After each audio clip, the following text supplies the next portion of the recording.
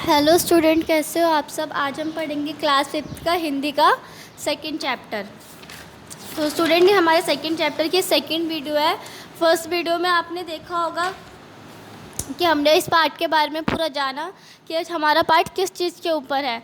इस पार्ट में हम क्या पढ़ेंगे। तो इस पार्ट में हमने देखा कि यहाँ पे एक सत्यवादी धर्मात्मा राजा था, जिसके गांव में कोई भी व्यापार करने आता था या कोई भी सामान बेचने आता था तो सैनिक उसे खाली हाथ नहीं जाने देते थे, उसका सारा सामान खरीद लेते थे। एक दिन राजा खुद ब्राह्मण का भेष बनाकर अपने गांव में निकलता है, टूटा फूटा सामान लेकर, कि देखते हैं कोई सैनिक उसका सामान खरीदेगा या नहीं खरीदेगा। तो जब वो अपना सारा टूटा फूटा सामान लेकर जाते हैं तो राजा देखता है कि उसके सैनिक उसका सामान खरीद लेते हैं। तो किस तरीके से जब राजा उसका सामान खरीद लेते हैं तो रात के समय जब राजा अपने कक्ष में बैठे होते हैं तो एक बहुत सुंदर महिला आती है जो अपने आप को राजलक्ष्मी बताती है। तो वो बोलती है कि मैं यहाँ से जाना चाहती हूँ, तो राजा उन्हें जाने देते हैं। उसी तरीके से कुछ देर बाद एक अति सुंदर युवक आया। राजा ने उसे भी पूछा कि वह कौन है। कुछ समय बाद वहाँ पे एक बहुत सुंदर आदमी आया, तो राजा ने पूछा कि वह कौन है। तो उसने क्या बोला, उस सुंदर पुरुष ने कहा, राजन, मेरा नाम दान है। मतलब कि राजा ने बोला कि आप कौन हो। तो उस व्यक्ति ने कहा कि मेरा नाम दान है। आप सत्यवादी धर्मात्मा हैं, इसलिए मैं यहाँ निवास करता हूँ, मतलब कि मैं यहाँ पर रहता हूँ। अब यहाँ राजलक्ष्मी चली गई है तो आप दान कहाँ से कर पाएंगे, इसलिए मैं भी यहाँ से जा रहा हूँ। वो व्यक्ति कहता है, दान कहता है कि जब राजलक्ष्मी यहाँ से चली गई है तो आप दान नहीं कर पाओगे। तो मैं तो खुद एक दान हूँ, तो मैं भी यहाँ से जा रहा हूँ।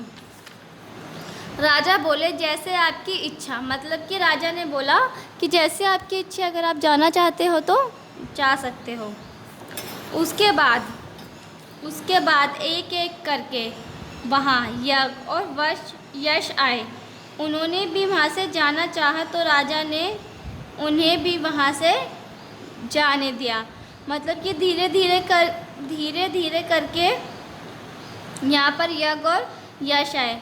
उन्होंने राजा से कहा कि हम यहाँ से जाना चाहते हैं, तो राजा ने उन्हें कहा कि आप भी जा सकते हो। राजा ने उन्हें जाने दिया और उन्हें रोका नहीं। सबसे अंत में जो सुदर्शन युवक आया, उसने अपना परिचय सत्य के रूप में दिया और जाने लगा। वहाँ पे एक बहुत सुंदर व्यक्ति है जिसने कहा कि मैं सत्य हूँ, मतलब कि मैं सच हूँ और मैं अभी यहाँ से जा रहा हूँ। इस पर राजा ने खड़े होकर उसका रास्ता रोक लिया। कहा, हे धर्मात्मा सत्य, आपके कारण ही मैंने राजलक्ष्मी, दान, यज्ञ और यश को यहाँ से जाने दिया। मतलब कि वो बोलता है सत्य को कि आप मत जाओ, आपकी वजह से ही तो मैंने दान को जाने दिया, राजलक्ष्मी को जाने दिया, यश और यज्ञ को जाने दिया, परंतु मैं आपको यहाँ से नहीं जाने दूंगा, यह मेरी प्रतिज्ञा है। राजा बोलते हैं कि सब चले गए, लेकिन सत्य, मैं आपको यहाँ से जाने नहीं दूंगा, यह मेरी प्रतिज्ञा है। राजा की बात सुनकर सत्य वापस महल में चला आया। जैसे ही सत्य जा रहा था उसने राजा की बात सुनी और वह महल के अंदर वापस आ गया। तभी वहाँ यश लौटकर आया। बोला, राजन, जहाँ सत्य है वहीं यश है, मैं भी यहीं रहूँगा। जो यश जो वापस चला गया था वो सत्य को देखकर वापस आ गया और बोला कि जहाँ पर सत्य है, जहाँ पर सच है, मैं भी वहीं रहूँगा। उसके बाद यज्ञ दान भी वहाँ से लौट आए और बोले, राजन, बिना सत्य के यज्ञ और दान यथार्थ है, इसलिए हम भी यहीं रहेंगे। दान ने क्या कहा, बिना सत्य के और बिना यश के दान व्यर्थ है, इसलिए हम भी यहीं रहेंगे। दान भी वापस आ गया और महल में रहने लगा। जैसे आपकी इच्छा, राजा ने कहा जैसी आपकी इच्छा, अगर आप यहाँ रहना चाहते हैं तो रह सकते हैं। तभी राजलक्ष्मी और ब्राह्मण वेशधारी धर्म राजा वहाँ आए। राजलक्ष्मी भी आ गई। राजा ने उनकी ओर देखा और वह बोले, राजन, मैं धर्म हूँ, मैंने ही राजा ने बोला कि मैं धर्म हूँ, मैं ही निर्दयता की पेटी बेचकर आपकी परीक्षा ली थी। जो धर्मराज थे वो भी वहाँ पे आ गए और बोलने लगे कि राजा, मैंने आपकी परीक्षा ली थी। जहाँ सत्य अटल रूप में विराजमान रहता है वहाँ से लक्ष्मी और धर्म कहीं नहीं जाएंगे। उसने कहा जहाँ पे सत्य है, मतलब कि जहाँ पर सच है, जहाँ पे लोग सच बोलते हैं, वहीं पर लक्ष्मी और धर्म रहेंगे। लक्ष्मी वहाँ से कहीं नहीं जाएगी। मैं आपसे प्रसन्न हूँ, आप वरदान मांग लीजिए। ये बात किसने बोला?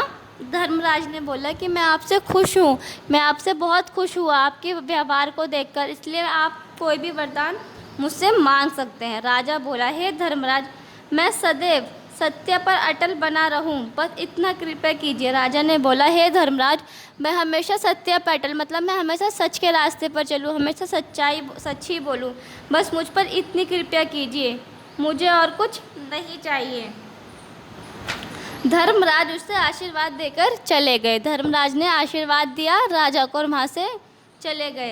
वास्तव में निष्काम भाव से जो सत्य का पालन करता है उसके पास लक्ष्मी, दान, यज्ञ, यश और धर्म सदैव बना रहता है। मतलब कि निष्पाश भाव, मतलब स्वार्थ रहित, जिसके अंदर कोई स्वार्थ नहीं होता, कोई लालच की भावना नहीं होती, जो हमेशा सत्य का पालन करता है, जो हमेशा सच बोलता है, उन्हीं के पास लक्ष्मी, धन और यज्ञ रहते हैं। इसीलिए हमें हमेशा सच बोलना चाहिए और सत्य का पालन करना चाहिए।